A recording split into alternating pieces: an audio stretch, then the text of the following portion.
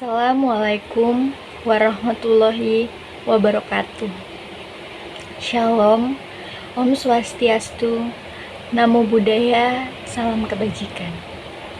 Pertama-tama, yang saya hormati Ibu Apriani Rianti, SPD, MPD, selaku dosen pengampu mata kuliah Bahasa Indonesia yang telah membimbing dan juga mengajari saya serta teman-teman saya ilmu yang sangat bermanfaat. Dan teman-teman yang saya sayangi yang selalu mendukung saya dari awal hingga saat ini. Mari kita panjatkan puja dan puji syukur atas kehadirat Allah Subhanahu wa Ta'ala yang telah memberikan banyak sekali rahmat dan memberikan kesehatan sehingga pada hari ini saya bisa menyampaikan pidato yang berjudul Kekuatan dalam Berpikir Positif.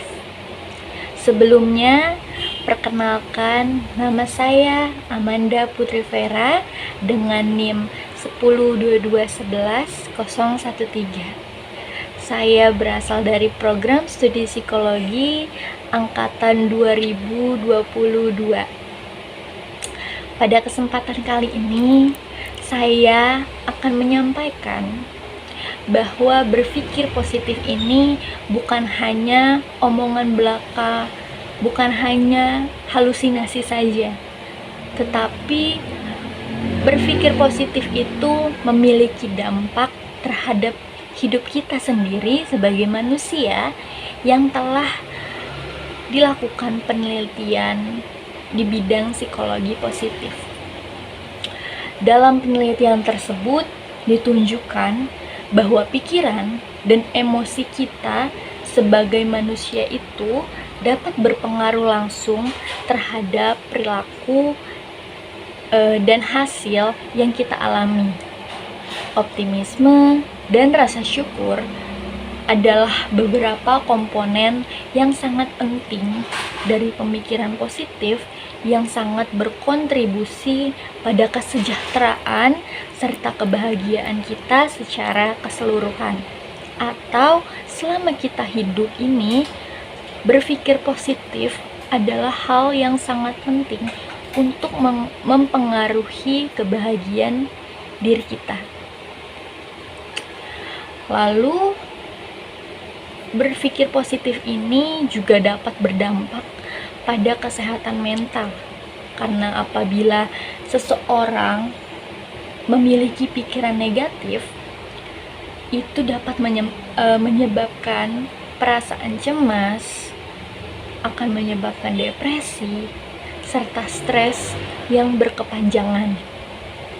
Sementara, apabila kita membangun pandangan positif, membangun pikiran positif, itu dapat membantu kita dalam membangun ketahanan emosional serta mengurangi dampak tantangan hidup. Nah, saya memiliki 3 tips untuk berpikir positif agar kesehatan mental kita tetap terjaga. Yang pertama, kita harus selalu bersyukur. Apapun yang Allah berikan, apapun yang Tuhan berikan untuk kita, untuk hidup kita, untuk diri kita, untuk sekeliling kita, kita harus mensyukuri. Jadi saya selalu puas dengan apapun yang saya hasilkan. Saya berusaha untuk terus bersyukur atas apa yang saya lakukan, hasil yang saya dapatkan, dan juga saya selalu bersyukur dikelilingi oleh teman-teman, sahabat, serta keluarga yang selalu mendukung saya. Yang kedua, kita dapat berbicara positif dengan diri sendiri. Dengan berbicara positif dengan diri sendiri, pemikiran kita juga akan berpikir secara positif, secara otomatis. Jadi kita apabila kita menghadapi sebuah masalah atau sebuah tantangan, kita tidak boleh menyerah, kita tidak boleh langsung berpikir, saya nggak bisa. Kita tidak boleh seperti itu. Tapi kita harus mengatakan kepada diri kita sendiri bahwa kamu bisa. Mari kita mencoba, mari kita berusaha. Maka diri kita, pemikiran kita, serta tindakan yang akan kita keluarkan adalah hal-hal yang positif. Yang ketiga, pilih lingkungan positif.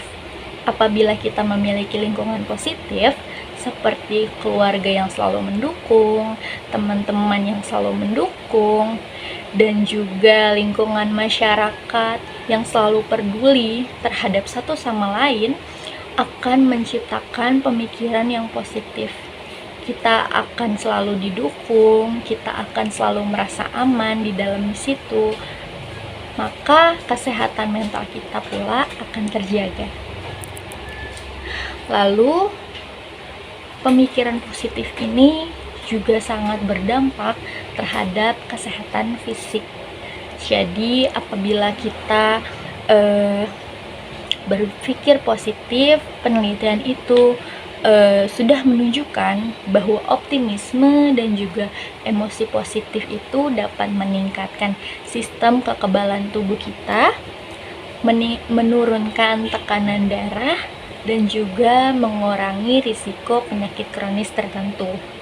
Karena di awal saya sudah bilang bahwa orang-orang yang berpikiran negatif akan merasakan cemas, depresi, dan juga stres.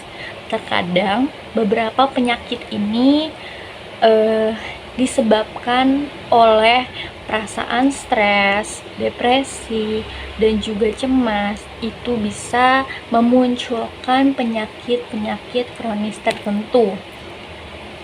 Jadi saya memiliki saran agar kita terus berlatih untuk mengubah otak kita untuk menerima hal-hal yang positif untuk keberlangsungan kesehatan mental dan juga fisik kita sebagai manusia. Nah, tadi saya menyebutkan bahwa kita bisa mengubah otak kita untuk menerima hal-hal yang positif. Itu gimana sih caranya? Jadi, menurut saya, otak kita ini bisa kita rubah. Dari yang tadinya berpikiran negatif terus, kita bisa mengubahnya untuk menerima hal-hal positif, untuk berpikiran positif dengan cara kita melakukan afirmasi terhadap diri kita sendiri, untuk berpikir terus-terusan, dan juga kita berbicara kepada diri kita sendiri bahwa hal positif akan mendatangkan kebahagiaan untuk diri kita. Selanjutnya, berpikir positif ini juga memiliki dampak terhadap lingkungan sekitar. Seperti pikiran dan emosi kita ini sangat memainkan peran penting dalam interaksi kita dengan orang lain. Contohnya itu ada 3. Yang pertama, dapat meningkatkan hubungan kita dengan sekitar.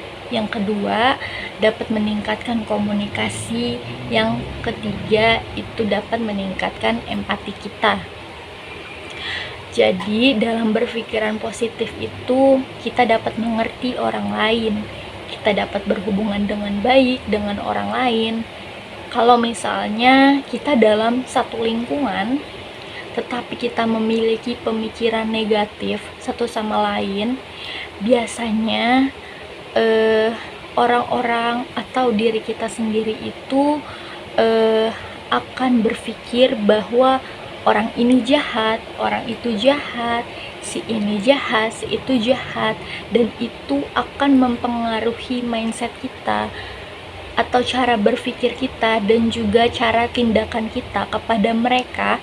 Itu akan berpengaruh.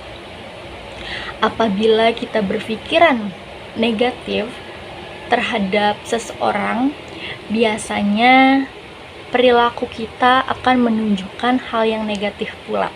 Contohnya seperti misalnya saya tidak suka dengan A, maka apapun yang A lakukan, saya akan berpikir bahwa hal itu sangat merugikan.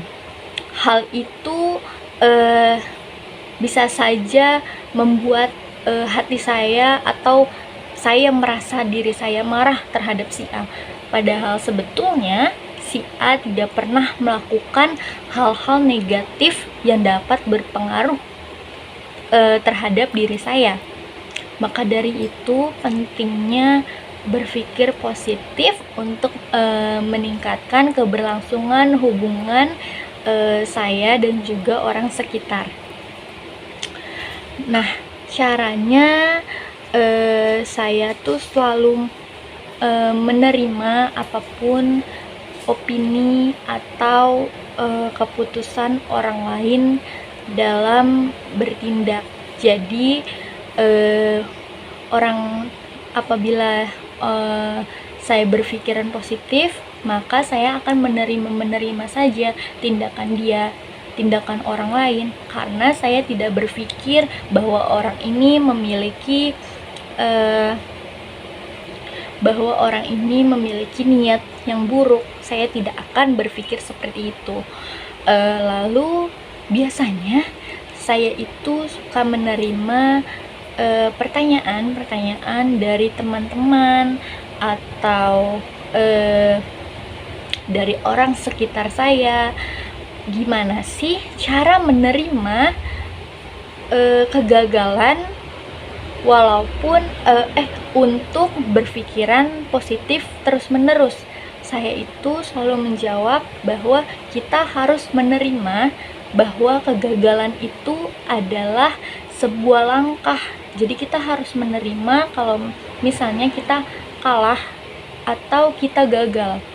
Jadi hal ini bisa menimbulkan rasa untuk saya harus mencoba lagi, karena biasanya orang yang sedang gagal itu dia akan berpikir bahwa usaha saya sepertinya belum maksimal deh. Padahal apapun yang kita lakukan itu sudah diatur oleh Allah atau oleh Tuhan yang Maha Kuasa. Jadi dalam menerima biasanya kita akan berusaha terus-menerus untuk melakukan hal tersebut hingga kita berhasil melakukan hal itu. Nah, kesimpulannya yang saya dapatkan adalah kekuatan berpikir positif ini itu tidak bisa diremehkan, karena kita bisa mengubah pandangan hidup kita, meningkatkan kesehatan mental kita, meningkatkan kesehatan fisik, dan juga kita bisa membangun hubungan dengan orang-orang di sekitar kita. Nah, saat kita bergerak maju, ingatlah bahwa pikiran kita ini berada di dalam kendali kita, berada di bawah pemikiran kita sendiri. Dan apabila kita mengadopsi pola pikir yang positif dan juga menerima berbagai tantangan hidup, kita bisa membuka potensi penuh dan menciptakan masa depan yang lebih cerah, dan juga kita lebih bahagia untuk diri kita sendiri dan juga orang-orang di sekitar kita. Nah, mungkin pidato saya akan selesai sampai di sini. Terima kasih atas perhatiannya, dan juga mohon dimaafkan apabila perkataan saya ada yang salah, ada yang keliru, dan juga mohon dimaafkan atas segala kekurangannya. Semoga apa yang saya sampaikan tadi bisa menjadi ilmu dan juga wawasan yang positif dan bisa diambil oleh teman-teman semua yang sedang menonton video ini, dan juga bisa dijadikan contoh dan diaplikasikan ke diri kita sendiri dan kehidupan kita. Dan semoga kalian semua menyukai video saya. Mungkin sekian dari saya. Wassalamualaikum warahmatullahi wabarakatuh.